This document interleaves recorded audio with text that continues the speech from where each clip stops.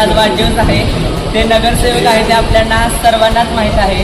खरं तर मी या समाजात अनेक माणसं बघितली की जी माणसं स्वतःचा वाढदिवस करतात, जी माणसं आपल्या फॅमिलीबरोबर पार्टी करतात आणि मित्रांना पार्टी देतात आणि आपला वाढदिवस साजरा करतात. पण काही असे माणसं असतात की या संस्थेत येऊन मुलांना आशीर्वाद देऊन त्यांच्याबरोबर केक कापून त्यांना संस्कार चांगले देऊन मार्गदर्शन करून त्यांच्याबरोबर वाढदिवस साजरा करतात आणि त्यांना शिक्षण देण्याची प्रेरणा करतात. मला खरं तर सरांचा खूप अभिमान वाटतो. मी या समाजात खरं तर अनेक माणसं बघितली. जर मी तुम्हाला एक सांगायची गोष्ट म्हणजे तुम्ही नगरसेवक झाला ते म्हणजे असंच नाही तर अभ्यास करून झाला.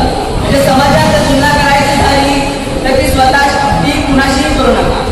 तुलना करायची झाली तर ती स्वतःशीच करा. स्पर्धा करायची झाली तर ती स्वतःशीच करा. कारण जो स्वतःशी स्पर्धा करतो तो अधिकाधिक शिकला करतो. जो स्वतःशी तुलना करतो तो अधिकाधिक क्षमता कौशल्य ओळखत पुढे जातो. त्यामुळे जे करायचंय ते स्वतः म्हणजे या समाजात शेळीवरून टाकायचंय का सिंह करून हे स्वतः ठरवलं पाहिजे. आणि सिंह व्हायचं असेल तर उभं राहावं लागेल, पराक्रम दाखवावा लागेल, शौर्य गाजवावं लागेल, समर्पण द्यावं लागेल, उभं राहावं लागेल. अपार कष्ट करावेच लागतील, यशाच्या उंचीवर गाठावेच लागेल. त्यावेळेस यश सिद्धीस जाईल. खरं तर मी सातत्याने गोष्ट सांगतो यशाचा सर्वोत्तम उदाहरण काय शिवाजी महाराजांनी बेभानपणे त्या गोष्टीचं नियोजन करावं आणि ढाळपणे त्या गोष्टी अंमलात आणाव्या. हे शिवाजी महाराजांच्या यशाचा सूत्र आहे. माणूस थांबतो कुठं? आता चालता चालता येतील खडे वाटते टोचतील म्हणून खडे टोचतात म्हणून वाद बसू नका. मागायला अजिबात फिरू नका. सरळ त्या रस्त्यावरून चाला. आता पुढे एखादा दगड आडवा आला, आता दगड आडवा आला म्हणून वाद बसू नका. खरं तर त्या दगडाचा अभ्यास करा आणि त्याला वळसा घालून पुढे जा. आता जाता जाता एखादा डोंगर आडवा आला, आता डोंगर आडवा आला म्हणून वाट बघू नका. मागे तर अजिबात फिरू नका. त्या डोंगराचा नीट अभ्यास करा, निरीक्षण करा आणि पुढे त्या डोंगराला वळसा घालून पुढे जा. यश पुढे वाट पहा. मला याच्यातून एवढंच सांगायचंय की सर खूप अभ्यास करून तिथे या उंचीवर पोहोचले आणि आपल्यासारख्या विद्यार्थ्यांबरोबर त्यांनी केक कापला. आमचा सर आशीर्वाद तुम्हाला कायम असो आणि तुमचं जे आमच्यावर जे प्रेम आहे ते असंच असू द्या. जाता जाता एवढंच म्हणतो आपणास शिवण्याची श्रीमंती, आपणास शिवण्याची श्रीमंती रायगडाची भगतापर्यंतची दिव्यदास शर्यता आणि सह्याद्रीची उंची लाभो ही शिवचरणी प्रार्थना आणि तुझा भगवानच्या कृपेने आपणास उदाहरण छत्रपती शिवाजी महाराज की छत्रपती संभाजी महाराज की माता की जय भवानी. बाळासाहेबांनी वैभव सर्व राजमानी सर्व माझे जवळचे मित्र आणि विमानोंचे सर्व शिक्षक वर्ग आणि विद्यार्थी माझे मित्र माझ्या भारताची भूमिका सगळ्या तुम्हाला माझ्या नेते श्रीमंत छत्रपती शिवाजीराजे भोसलेंच्या वतीनं इथून पुढचे आयुष्य चांगलं आणि भरभराटी तुम्हाला आई तुळजाभवानीला प्रार्थना करतो.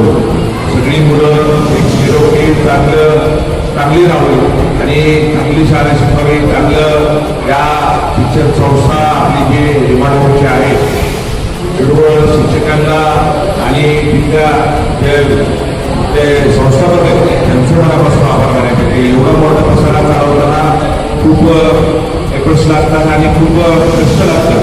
तुमचे सगळ्यांचे संस्थेचे आभार मानतो आणि समोर बसलेले सगळे माझे चिमुकले चांगल्या पद्धतीने शाळा शिका, चांगलं व्हा, मोठं व्हा.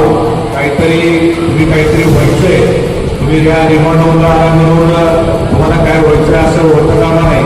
तुम्ही एक ध्येय ठेवा सगळ्यांना. आपल्याला डॉक्टर व्हायचंय, पोलीस व्हायचंय, इन्स्पेक्टर व्हायचंय, IAS व्हायचंय, कलेक्टर व्हायचंय. तुम्ही बी होऊ शकता. तुम्ही चांगल्या पद्धतीने शिकल्यानंतर चांगलं होऊ शकता ही ईश्वरचरणी प्रार्थना करतो. पुन्हा एकदा माझ्या वाढदिवसाला तुम्ही सगळ्यांनी शुभेच्छा दिल्या.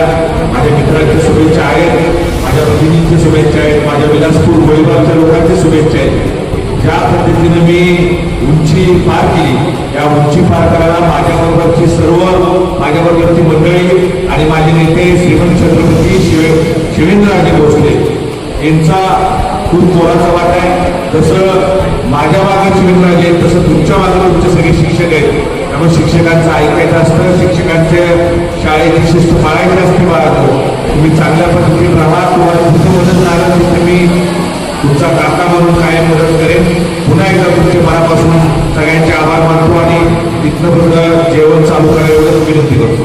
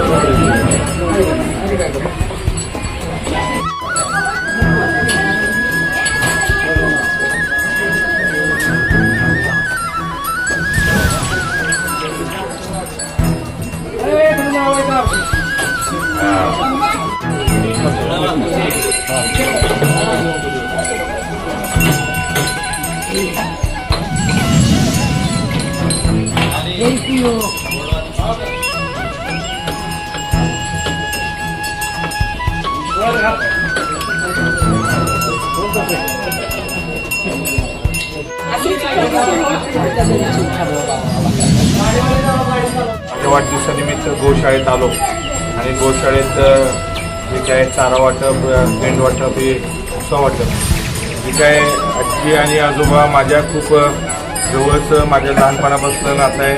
माझ्या मावशी लागतात.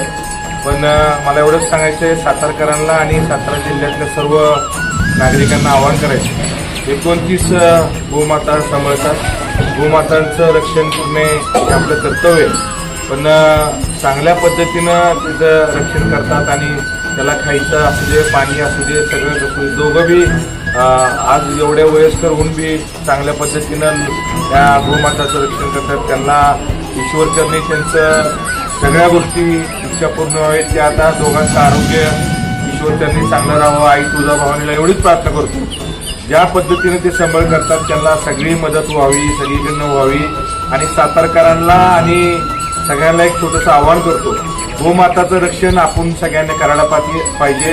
आणि गोमाता ही आपली माता म्हणून सगळे आपल्या अखंड भारतात ओळखलं जातं. सगळ्यांना गोमाताचं रक्षण करून गोमाताची ज्या पद्धतीनं सेवा करायला मिळेल त्या पद्धतीने सेवा करावी. माझे नेते श्रीमंत छत्रपती शिवेंद्रराजे भोसले यांच्या मार्गदर्शनाने आम्ही ह्या सगळ्या गोष्टी करत असतो. एवढंच सांगायचे. पुन्हा एकदा तुमच्या दोघांना मनापासून तुम्ही एवढं चांगलं काम करता. तुम्हाला दोघांना शुभेच्छा. धन्यवाद.